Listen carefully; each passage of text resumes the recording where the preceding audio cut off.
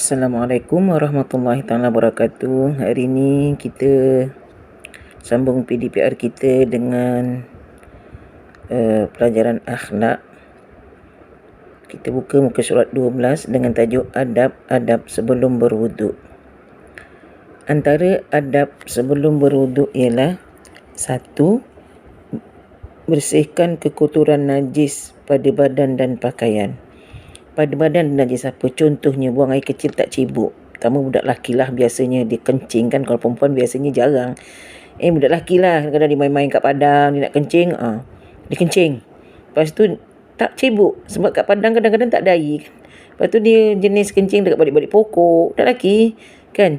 Jadi bersihkan kekotoran najis pada badan. Lazimlah, biasalah kalau saya kecil-kecil dulu kawan-kawan saya selalu gitulah. Budak perempuan tidak. Budak perempuan biasanya dia akan kencing di bilik air. Dia mesti cek bilik air. Dan pakaian. Contoh pakaian kita. Kita kencing, terpercik air kencing. Contoh awak kencing berdiri, yang lelaki kencing berdiri. Jangan kencing berdiri, kencing duduk. Cangkung kencing. Jadi pakaian kita ni kita tak perasan terpercik air kencing. Jadi pakaian tu najis. Pakaian najis tidak boleh digunakan untuk buat solat. Tu dia, tak boleh, memang tak boleh. Lagi air kencing kita tak nampak. Air kencing tu warnanya putih atau kuning-kuning air, kita tak nampak. Air kencing tu terpercik dekat pakaian kita. Pastikan kalau boleh pakaian yang kita nak buat solat itu adalah pakaian lain daripada pakaian kita biasa. Pakaian lain. Contohnya kita nak sembahyang, mesti kita ada sediakan baju bersih lah. Kita ambil baju yang bersih. Nanti kita nak sembahyang zuhur, kita cek baju bersih. Buka lepas sembahyang zuhur, kita nak sembahyang asar, pakai baju tu semula. Tak kisahlah baju apa-apa, tak kisah. Pastikan dah 3 kali 4 kali pakai, okey, kita dah boleh pakai lah macam biasa. Ambil baju lain pula, buat baju untuk solat, mesti baju bersih. Yang kedua, bersugi. Digalakkan kita bersugi. Mulut ni kita kan nak baca ayat dalam solat tu, baca Fatihah, baca doa iftitah, baca surah, nak angkat takbiratul ihram, Allahu akbar. Ya Allah, mulut busuknya.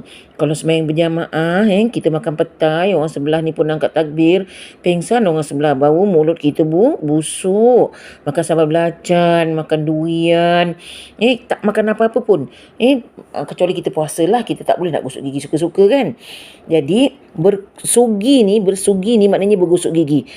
Tapi kalau ada yang pakai, orang Arab selalu pakai kayu siwak kan. Kadang-kadang orang ustaz-ustaz pakai kayu siwak. Itu adalah lebih baik. Tapi kita payah nak cari kayu siwak. Kita boleh gunakan berus gigi dan ubat gigi. Gosok gigi bersih-bersih. Pastikan gigi kita, mulut kita bersih. Kita nak solat. Kemudian kita dianjurkan berkumur-kumur sebelum ambil wuduk. Kumur bersihkan. Kita dah gosok gigi. Kalau lah kata tempat tu kita berjalan-jalan, kita tak ada jumpa berus gigi tak bawa contoh dan sebagainya, kita kumur bersih-bersih. Ambil jari kita gosok gigi kita macam berus gigi. Buat. Sebab apa?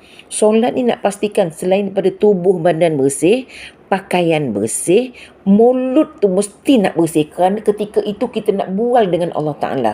Solat adalah perbualan di antara hamba kita, makhluk dengan Khalik, iaitu Allah. Kita nak bual dengan Allah berdua-duaan.